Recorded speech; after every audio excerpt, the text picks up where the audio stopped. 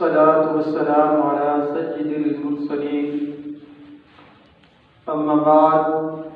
فأعوذ بالله من الشيطان الرجيم بسم الله الرحمن الرحيم ألا إن أولياء الله لا خوف عليهم ولا هم يحزنون صدق الله مولانا العظيم وصدق رسوله النبي الكريم الأمين ونحن على ذلك لمن الشاهدين والشاكرين والحمد لله رب العالمين بلغ العلا بكماله كشف الدجى بجماله حسنت جميع خصاله صلوا عليه وآله وسلموا تسليما إن الله وملائكته يصلون على النبي يا أيها الذين آمنوا صلوا عليه وسلموا تسليما اللهم صل على سيدنا ومولانا محمد عادل الجود والكرم وآله وبارك وسلم تاجدار مدینہ صلی اللہ تعالی علیہ وآلہ وسلم کی ذات ببرکات پر درود پاک پڑھنے کے بے شمار فضائل برکات ہیں۔ حضور نے فرمایا کہ جس شخص نے دن بھر میں مجھ پر 50 مرتبہ درود پاک پڑھا تو قیامت والے دن میں اس اپنے امتی سے مصافحہ کروں گا۔ اب ہمارا یہ اہل سنت کا عقیدہ ہے کہ جس جسم کے ساتھ امام الانبیاء کا جسم کا کوئی حصہ ٹچ ہو جائے اسے کبھی جہنم کی آگ چھو بھی نہیں سکتی۔ کتنی بڑی فضیلت ہے 50 مرتبہ درود پاک پڑھنے میں، کوئی زیادہ ٹائم تو نہیں لگ سکتا، لیکن اس کے انعام و اکرام اللہ تعالیٰ کی طرف سے کتنے بڑے نوازے جاتے ہیں کہ جس شخص نے اللہ کے محبوب دانا ایوب صلی اللہ تعالیٰ علیہ وآلہ وسلم کی ذات پر 50 مرتبہ درود پاک پڑھا تو اللہ کے حبیب نے فرمایا میں اس شخص کے قیامت والے دن مصافحہ کروں گا۔ اب جس سے وہ مصافحہ کریں گے وہ جہنم میں تو کبھی جا بھی نہیں سکتا، ہم گمان بھی نہیں کر سکتے کہ جس امام الانبیاء کے جسم اطہر کے ساتھ جس شخص کا جسم کا کوئی حصہ بھی ٹچ ہو جائے اس جسم کو جہنم کی آگ چھو سکتی نہیں۔ اللہ تعالیٰ سے دعا ہے کہ اللہ تعالیٰ ہمیں چلتے پھرتے اٹھتے بیٹھتے حضور کی ذات پر بے شمار درود پاک پڑھنے کی توفیق عطا فرمائے۔ چونکہ یہ مہینہ ربیع الغوث بنام ربیع الثانی چل رہا ہے۔ ربیع الغوث اس کو اس وجہ سے کہا جاتا ہے کہ ولیوں کے سردار حضور غوث پاک شیخ عبد القادر جیلانی کا اس مہینے کے اندر 11ویں شب جس کے نام کو ہم منائی جاتی ہے، یہ اسی کے نام سے ایک مہینہ چل رہا ہے، تو آج اسی کے متعلق ہی کچھ ان کی کرامات بھی سنیں گے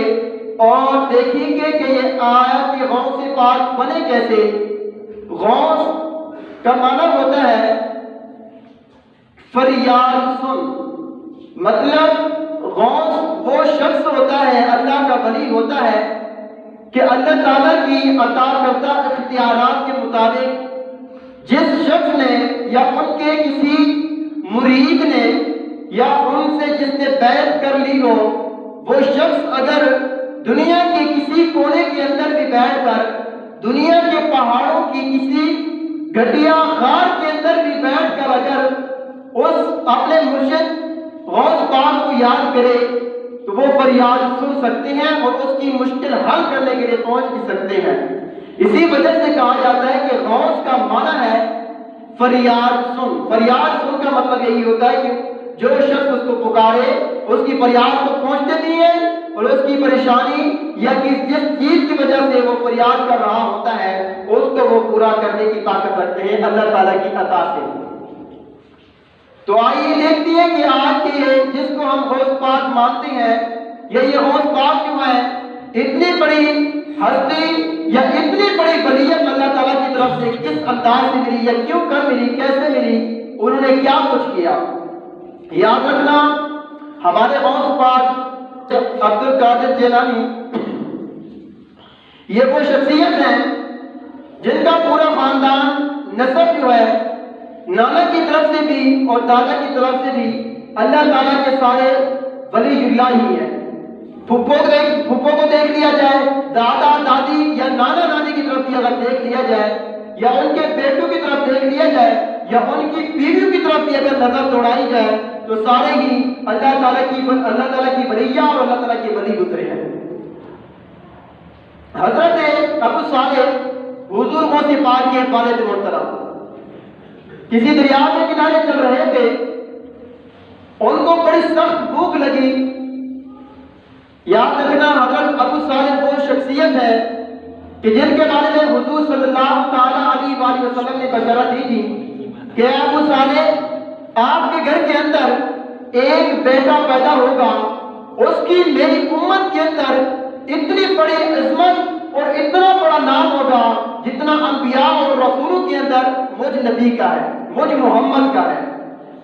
آپ کا بیٹا پیدا ہوگا، اس بیٹے کی عظمت اتنی بلند ہوگی، اتنی اس کو ماننے والے ہوں گے کہ جس انداز سے انبیاء اور رسولوں کے اندر مجھ نبی محمد کا نام دیا جاتا ہے، مطلب انبیاء کا سردار جس طرح محمد کو بنایا گیا ہے،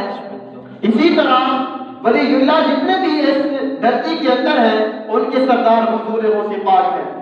ان کے بارے میں محترم کو ہی بشارت دی جا رہی تھی حضور کی طرف سے۔ تو وہ حضرت ابو صالح دریا کے کنارے چلتے چلتے ان کو سخت بھوک لگی، بھوک سے تڑپ رہے تھے، تو چلتے چلتے دریا میں آتے ایک سیب کو دیکھا۔ جب سیب کو دیکھا تو چونکہ بھوک تڑپا رہی تھی وہ سیب اٹھایا اور کھا لیا۔ جب کھا لیا تو پھر بعد میں یاد آیا کہ یہ جو سیب میں نے کھا لیا ہے یہ جو کسی کی ملکیت ہوگا، میں نے تو اس کی بغیر اجازت اس کے باغ کا پھل کھا لیا ہے، اب اس کی معافی تلافی کے لیے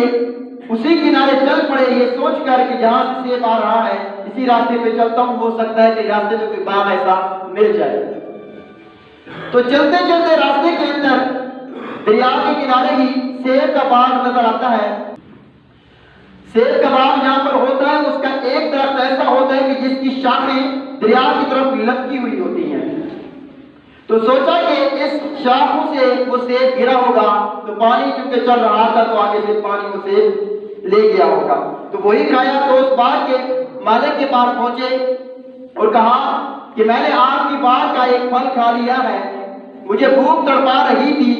وہ میں نے اس وقت کھا لیا تھا، اب اس کی معافی تلافی کے لیے آپ کے پاس حاضر ہوا ہوں۔ اب جو اس باغ کے جو مالی تھے وہ بھی اللہ کے ولی تھے، اب یہ بھی اللہ کے ولی وہ بھی اللہ کے ولی۔ اب انہوں نے سوچا کہ ایسا زمانہ کہ جس کے اندر لوگ جناب فراڈ لگا لیتے ہیں، دا لگا لیتے ہیں، کسی کا حق کھا جاتے ہیں، کسی کی اس چیز کھانے کے باوجود معافی تلافی کا نام بھی نہیں لیتے، اگر کوئی ایک سیب کی خاطر اتنی مشقت کار کا بھی مجھ تک پہنچا ہے تو یہ ضرور اللہ کا کوئی نیک بندہ ہو سکتا ہے۔ اس شخص نے کہا کہ اس سیب کی معافی آپ کو تب ملے گی جب آپ میرے پاس کی 10 سال خدمت کریں گے۔ حضور غوث پاک نے فرمایا کہ جی میں اس سیب کی معافی کے لیے میں اس حضور غوث پاک کے والد صاحب نے یہ کہا کہ مجھے یہ منظور ہے کہ ایک سیب کی معافی تلافی کے لیے بھی میں آپ کے اس بات کی 10 سال خدمت بھی کروں گا۔ جب 10 سال پورے ہوئے خدمت کرنے کے بعد تو اسی کے پاس پہنچا، مالک کے پاس، کہا کہ مالک آپ کے 10 سال جو آپ نے شرط رکھی تھی وہ 10 سال پورے ہو چکے ہیں۔ تو اس مالک نے کہا میرے پاس آپ کے لیے ایک اور شرط بھی ہے، اگر وہ مان لو گے تو اس کے بعد سیب کی آپ کو معافی تلافی مل جائے گی۔ انہوں نے کہا کیا شرط ہے؟ انہوں نے کہا کہ میرے گھر کے اندر میری بیٹی ہے جو پاؤں سے لنگڑی ہے، ہاتھ اس کے مڑے ہوئے ہیں، کانوں سے بہری ہے،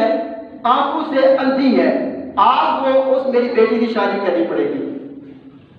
اب آج کے زمانے میں آپ اور میں غور کریں، ہمیں تو کسی لڑکی کے اندر رشتہ کرتے ہوئے کوئی چھوٹا سا عیب نظر آ جائے، یا اس کے بارے میں کسی بات سنائی بات بھی مل جائے کہ اس کا معاملہ خراب ہے یا ایسی کوئی بات ہے، تو ہم رشتہ کرنا بھی چھوڑ دیتے ہیں۔ رشتے کی بات ہو سکتا ہے چل بھی چکی ہو سکتا ہے انگیجمنٹ بھی ہو چکی ہوتی ہے، لیکن ایسی باتیں سن کر ہم وہ رشتے بھی توڑ دیتے ہیں۔ حضور غوث پاک کے والد حضرت ابو صالح نے فرمایا کہ مجھے منظور ہے۔ اس سیب کی معافی کے لیے 10 سال اس کے بعد کی خدمت بھی کی، اور جب یہ شرط ملی کہ میری بیٹی سے بھی شادی کرنی پڑے گی جو پاؤں سے لگڑی ہے، چل نہیں سکتی ہے،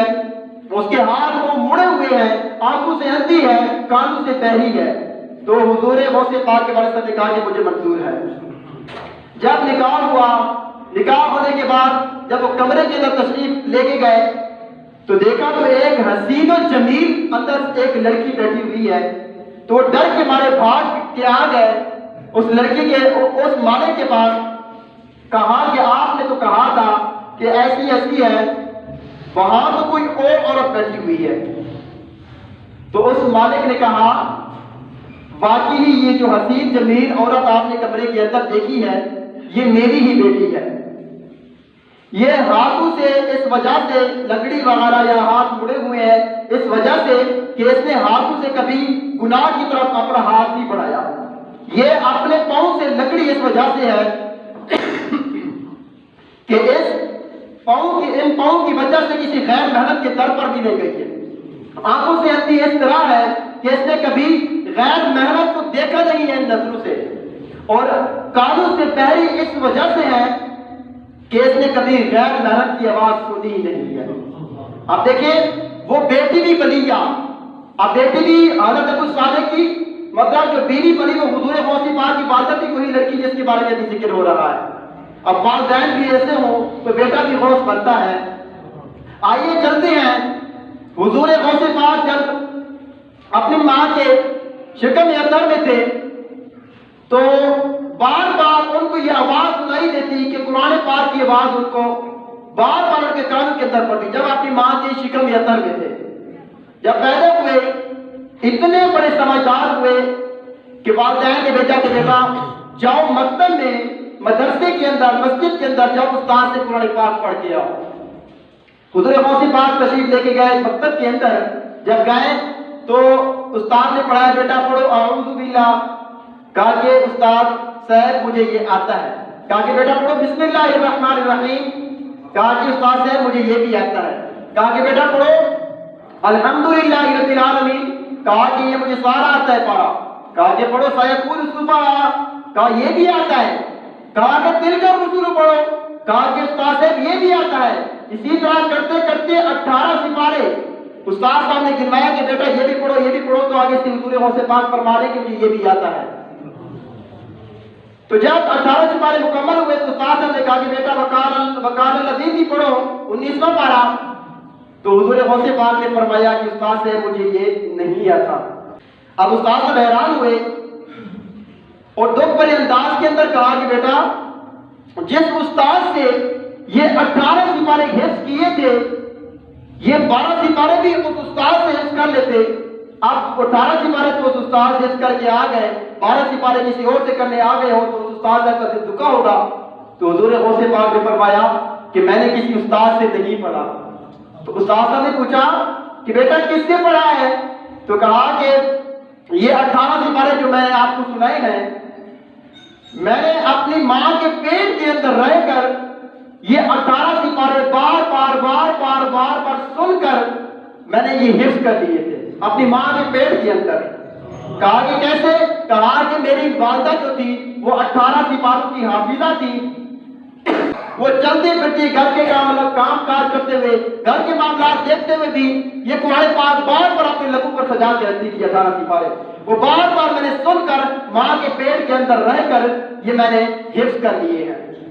اب ماں بھی ایسی ہو تو آگے سے ماں فرماتی ہیں کہ یہ میرے بیٹے کا کوئی کمال نہیں ہے، یہ میرے بیٹے غوث پاک کا کوئی کمال نہیں ہے۔ کہا کہ پھر کیا ہوا؟ کہا کہ یہ میرا کمال ہے۔ کہا کیوں؟ کہا کہ میں نے کبھی بغیر وضو کے اور بغیر جناب پاکی کے کبھی میں نے اپنے بیٹے کو دودھ نہیں پلایا کرا. کبھی میں نے اپنے بیٹے کو اگر ایسی کوئی ایمرجنسی بھی ہوتی, اگر روتا بھی تھا تو رفتہ چھوڑ دیتی تھی, پہلے پاک کی حاصل کرتی, وضو کرتی, قرآن پاک کی تلاوت کرتے کرتے اپنے بیٹے کو دودھ پلاتی. یہ میرا کمال ہے کہ آج میرا بیٹا اللہ کا ولی بن رہا ہے. چند سال کی عمر ہے, گھر سے باہر نکلتے ہیں, جنگل کا رخ کرتے ہیں. حضور غوث پاک جنگل کا رخ کرتے ہوئے ایک بیل نظر آتی ہے تو بیل کے پیچھے چل پڑتے ہیں. چند قدم آگے چلتے ہیں تو بیل پیچھے دیکھ کے کہتی ہے حضور غوث پاک کو, کہا کہ بیٹا اللہ تعالیٰ نے تجھے اس چیز کے لیے پیدا نہیں کیا. یہ بات سن کر ہی واپس چلے گئے. حج کا مہینہ چل رہا تھا ان دنوں. واپس گئے پر دیکھتے ہیں اپنے گھر کی چھت, دیکھیے اب یہ جیلان ہے, بغداد شریف کی جگہ ہے اور حج کا مہینہ چل رہا ہے. جیسے ہی گھر کی چھت پر چلتے ہیں, چڑھتے ہی جب نظریں دوڑاتے ہیں ان کی نظروں اتنی تیز اور اتنی دور تک پہنچتی ہے کہ میدان عرفات کے اندر لوگوں کو جمع ہوا دیکھ رہے ہوتے ہیں. حضور غوث پاک کی یہ نشان ہے, یہ اللہ تعالیٰ کی عطا کرتا ہے. اب یہ چیز دیکھ کر اب اس وقت ان کو خود معلوم ہو چکا تھا کہ اللہ تعالیٰ کی جو ولایت ان کو حاصل ہو چکی ہے. حالانکہ بچے ہیں وہ. اب وہیں پر ہی اپنے والدین سے کہتے ہیں کہ میں نے علم سیکھنے کے لیے جانا ہے. تو والدین منع نہیں کرتے, بڑے بڑے خواب نہیں دکھائے, بڑے بڑے بزنس نہیں دکھائے, بڑے بڑے کاروبار کرنے کے لیے, بڑی بڑی فیکٹریاں بنانے کے لیے خواب نہیں دکھائے. کہا کہ بیٹا اگر تمہیں علم دین سیکھنا ہے تو جاؤ. والد صاحب اس وقت نہیں تھے, کہیں سفر پر تشریف لے گئے تھے, تو اپنی وراثت جو ہے گھر کے اندر 80 دینار رکھ کے گئے تھے. حضور غوث پاک کی 40 دینار اور 40 دینار دوسرے بیٹے کے تھے. جب وہ علم دین سیکھنے کے لیے نکلنے لگے تو ان کی والدہ نے وہ 40 دینار جو حضور غوث پاک کی وراثت رکھتے تھے وہ اٹھا کے ان کی جو گٹڑی تھی اس کے اندر سلائی کر دی ہے اور کہا کہ بیٹا زندگی میں کبھی جھوٹ نہیں بولنا. یہ کہہ کر یہی ایک ہی نصیحت کی اور روانہ کر دیا. راستے میں چلتے ہیں تو راستے میں سفر کے دوران جب قافلہ چل رہا ہوتا ہے تو ایسی جگہ سے گزرتا ہے کہ جہاں پر ڈاکو چور وغیرہ ہوتے ہیں کہ وہاں پر کوئی بھی قافلہ گزرتا ہے تو اس کو لوٹ لیتے ہیں. جب وہاں گزرے تو اس وقت یہ چھوٹے سے تھے. جب پورے قافلے کو چوروں نے لوٹا, لوٹنے کے بعد اس بچے کو دیکھا, کہا کہ بیٹا آپ کے پاس بھی کچھ ہے؟ کہا کہ ہاں میرے پاس 40 دینار ہیں. آج مجھے کوئی چور پکڑے, اب میں بھی ایسی جگہ پہ چیزیں چھپا کے جاؤں, مجھے چور پکڑے ان کو بچانے کے لیے میں کہتا ہوں میرے پاس نہیں ہے. اب جب انہوں نے تلاشی وغیرہ لی تو ان کو 40 دینار نہیں ملے. کہا کہ بیٹا آپ نے تو کہا 40 دینار ہیں؟ کہا کہ ہاں میرے پاس ہیں. وہ پورے قافلے کو لوٹ کے اس بچے کو لے کے اپنے سردار کے پاس لے گئے چور ڈاکو. جب سردار کے پاس پہنچے اس وقت جب وہاں پر یہ سارا ماجرا سنایا ان کے چوروں نے اپنے سردار کو, کہا کہ سب کا قافلہ ہم نے لوٹ لیا ہے. اس بچے نے کہا کہ میرے پاس 40 دینار ہیں. باقیوں نے بڑی ڈرامے بازی کرنے کی کوشش کری لیکن اس نے خود ہی بتا دیا. ہم نے سمجھا کہ بچہ اس کے پاس کیا ہوگا, لیکن اس نے خود ہی بتا دیا کہ میرے پاس 40 دینار ہیں. تو ان کی چوروں کے سردار نے کہا کہ بیٹا آپ نے یہ 40 دینار حالانکہ چھپائے ہوئے ہیں, آپ نے یہ ہمیں بتایا کیوں؟ مجھے سچ کیوں بولا, بتایا کیوں ہمیں؟ کہا کہ میری والدہ نے مجھے علم دین سیکھنے کے لیے روانہ کیا ہے, تو جب روانہ کر رہی تھی مجھے ایک نصیحت کی تھی کہ بیٹا جھوٹ نہیں بولنا. تو والدہ کی نصیحت مجھے تھے تو پھر اللہ کے ولی حضور غوث پاک کہاں تو جھوٹ ان کے ہم گمان بھی نہیں کر سکتے وہ جھوٹ بول سکتے ہیں, کیونکہ بچپن ہی میں اللہ تعالیٰ نے ان کو ولایت عطا کر دی تھی. تو جب انہوں نے کہا کہ والدہ نے نصیحت کی تھی کہ بیٹا جھوٹ نہیں بولا, اس وجہ سے میں نے جھوٹ نہیں بولا, تو حضور غوث پاک کی یہ بات سن کر ہی چور اور چوروں کے جو سردار تھے وہ سارے کے سارے چوری اور ڈکیتی سے توبہ کر کے حضور غوث پاک کے ہاتھ پر بیعت کر دی تھی. حضور غوث پاک وہ شخصیت ہیں جن کے بارے میں آتا ہے کہ انہوں نے 40 سال عشاء کی نماز کے وضو سے فجر کی نماز ادا کی. 15 سال ہر رات پورا قرآن پاک ختم کیا کرتے تھے اور روزانہ 1000 نوافل ادا کیا کرتے تھے. آج ہم بھی اپنے اوپر غور کریں, وہ جناب نوافل تو دور کی بات, ہمیں تو جناب فرض نمازوں کا بھی پتہ نہیں ہوتا، یا جتنے بھی فرض ہمارے پر علوم فرض ہیں، یا جو بھی معاملات ہیں زکوٰۃ حج اور نماز جتنے بھی فرض ہیں ہم سے تو وہ بھی نہیں ہوتے۔ حضور غوث پاک ایک دن کے اندر 1000 نوافل بھی ادا کیا کرتے تھے، ہم سے 2 نوافل بھی ادا نہیں ہوتے، فرض نمازیں پوری ہوتے نہیں ہیں۔ اور قرآن پاک کی بات ہے تو وہ 15 سال تک ہر رات ایک قرآن پاک ختم کیا کرتے تھے۔ آج آپ اور میں غور کریں کہ میرے گھر کے اندر جو قرآن رکھا ہوا ہے اس کے اوپر جا کے ایک بار جا کے اس کا دیدار تو کرنا، اپنے اوپر غور کریں میں اور آپ کہ اس قرآن پاک کی آخری مرتبہ میں نے تلاوت کب کی تھی، آخری مرتبہ میں نے اس قرآن پاک کو کب دیکھا تھا، کب اس کو چوم کر آنکھوں سے لگایا تھا، یا اس نیت سے لگایا تھا کہ یہ اللہ کا کلام ہے۔ ہمارا جب گھروں کے اندر جانا ہوتا ہے تو قرآن خانیوں پر، تو گھروں سے جب قرآن منگواتے ہیں ان کو دیکھ کے دکھ ہوتا ہے، ہمیں دکھ اس بات کا ہوتا ہے جب وہ قرآن لے کے آتے ہیں نا تو ہمارے سامنے اس قرآن کو جھاڑ رہے ہوتے ہیں، اس کے اوپر جو غلاف ہوتا ہے اس کے اوپر اتنی غلط غبار ہوتی ہے کہ اس کو جھاڑتے ہوئے مٹی اڑ رہی ہوتی ہے۔ اب ہمارا یہ علمیہ بن چکا ہے، دکھتی ہوئی داستان ہے یہ انداز کی، پھر ہم کہتے ہیں کہ ہمارے گھروں کے اندر فاقے پڑ گئے ہیں، ہمارے گھروں کے اندر پریشانی مصیبتیں آ گئی ہیں۔ ہم اپنے پر غور تو کریں کہ ہم قرآن پاک کی تلاوت کتنی کرتے ہیں۔ وہ وقت تھا کہ جب صبح کی نماز پڑھ کے کسی گلی سے گزر ہوتا تھا تو اندر سے ماؤں بہنوں اور بھائیوں کی جناب قرآن پاک پڑھنے کی آوازیں آیا کیا کرتی ہیں، اور آج راتوں رات 2-3 بجے تک گھروں کے اندر میوزک، گانے، فلمیں وغیرہ کی آوازیں آ رہی ہوتی ہیں، صبح 12 بج جاتے ہیں، نمازوں کی کوئی پرواہ نہیں ہوتی۔ خیر، حضور غوث پاک 1000 نوافل ادا کیا کرتے تھے، ہم تو فرض نمازیں بھی پوری ادا نہیں کرتے تھے۔ فرمایا کہ ایک شخص اگر ایک نماز بھی سستی یا غفلت کی وجہ سے یا جانے انجانے کے اندر نماز چھوڑ دیتا ہے اس کو جہنم کے نچلے کھڑے کے اندر ڈالا جائے گا۔ اور وہ شخص جس نے اپنی زندگی کے اندر ساری نمازیں پڑھی ہوں، بالغ ہونے کے بعد ایک نماز بھی اس نے اگر چھوڑی ہوگی نا تو اپنے آپ کو نمازی نہیں کہہ سکتا وہ شخص۔ خیر، حضور غوث پاک کا مہینہ چل رہا ہے، اس کی ذکر و اذکار ہم نے سنے۔ یہ حضور غوث پاک وہ ہستی ہے جن کے پورا کنبہ، نانا کی طرف سے بھی دادا کی طرف سے بھی سارے ہی اللہ تعالیٰ کے ولی ہیں، سارے ہی اللہ تعالیٰ کے ولی ہیں۔ حضور غوث پاک کی جو پھوپھی تھی قصبہ جیلان کے اندر 4 سال پڑ گئی پانی کی، پانی سوکھ گیا تو زمین پر اور بارش بھی برس نہیں رہی تھی۔ اس قصبہ جیلان کے اندر جتنے بڑے بڑے سردار تھے وہ جناب سنی سنائی پڑھ کے وہ فلاں جگہ ایک عورت رہتی ہے، اس سے اگر دعا کراؤ گے تو جب وہ ہاتھ اٹھائے گی تو اللہ تعالیٰ بارش عطا کر دے گا۔ وہ سارے سردار جمع ہو کے حضور غوث پاک کی پھوپھی کی طرف جاتے ہیں، ان کے در پر ان سے سارا معاملہ سناتے ہیں کہ ہمارے جانور مر رہے ہیں، انسانیت کو بچانے کے لیے پانی نہیں ہے، زمین کے اندر پانی سوکھ گیا ہے، کنویں کے اندر پانی کچھ بھی نہیں ہے، بارشیں بھی اللہ تعالیٰ کی نازل نہیں ہو رہی ہے، دعا فرمائے کہ اللہ تعالیٰ ہمیں اپنی رحمت سے نواز دے۔ داستان سنی، پوری کہانی سن کے بعد جھاڑو اٹھایا حضور غوث پاک کی پھوپھی نے، جھاڑو اٹھا کر جھاڑو لگایا، جھاڑو لگانے کے بعد ہاتھ اٹھائے اور فرمایا کہ اے اللہ،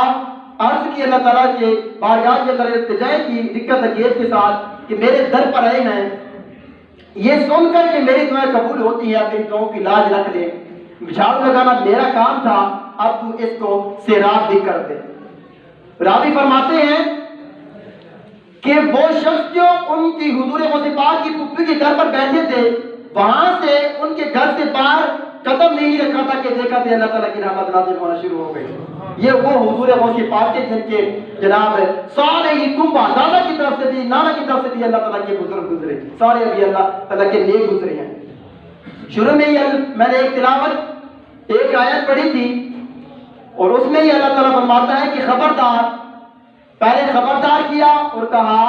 کہ میرے جو نیک بندے ہیں وہ جتنے بھی اللہ کے ولی ہیں انہیں کسی چیز کا ڈر یا خوف نہیں ہے، اور خبردار کر کے کہا کہ میرے نیک بندوں اور میرے اولیاء کو، میرے اولیاء کی طرف اور میرے نیک بندوں کی طرف اپنی زبانیں دراز نہ کرنا، ان کی گستاخیاں نہ کرنا، ان پر تاکیدیں نہ کرنا، ورنہ آپ کا حال جو ہوگا وہ جہنم والے جو لوگوں کا ہو رہا ہے وہی آپ لوگوں کا ٹھکانہ بنے گا۔ اس کی تفاصیل کے اندر علماء کرام بھی لکھتے ہیں۔ اللہ تعالیٰ ہمیں غوث پاک کے فیض سے ہمیں فیض یاب فرمائے. اور جو مرید کسی پیر کے نہیں ہے تو میرے شیخ طریقہ فرماتے ہیں کہ ایک دن کا بچہ بھی ہو نا، پہلے دن پیدا ہی ہو تو اسے کسی کامل مرید کا مرید کروا لینا چاہیے تاکہ ان کا فیض ملے. حضور غوث پاک وہ ہیں جو فرماتے ہیں کہ میرا کوئی بھی مرید بغیر توبہ کے مر نہیں سکتا. آج مجھے پتہ نہیں ہے کہ پتہ نہیں مجھے کب موت آ جائے. حضور غوث پاک کو اللہ تعالیٰ کی وجہ سے اللہ تعالیٰ کی اطاعت کرتا. حضور نے حضور غوث پاک کے والد کو انہی کی بشارتیں دی تھی. اور یہ وہ ہستی ہے جو فرماتے ہیں اس دھرتی کی اس سرزمین پر جتنے بھی اللہ تعالیٰ کے ولی ہیں، یہ جتنے بھی اللہ تعالیٰ کے ولی گزرے ہیں، ان سب کی گردنوں پر میرا قدم ہے. اللہ تعالیٰ ہم سب کو حضور غوث پاک کے فیض سے فیض یاب فرمائے. اور اللہ تعالیٰ ہم سب کو 11ویں شریف کی ہر ماہ ان کے سارے ثواب کے لیے منانے کی بھی توفیق عطا فرمائے. آمین بجاہ نبی الامین صلی اللہ تعالی علیہ وسلم.